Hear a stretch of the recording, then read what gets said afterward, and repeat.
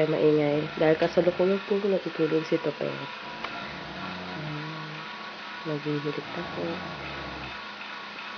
Ngayon lang po kami natutulog.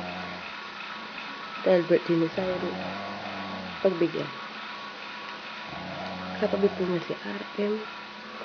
Ay princess na walang malay. Wala daw tulugan pero natulog. At ito naman po si Chrissy. Si Christine Ilano. Si Maha.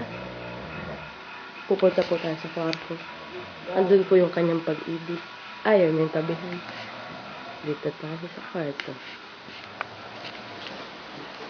Ayan, si Ernesto buwan. Bagsak. Bagsak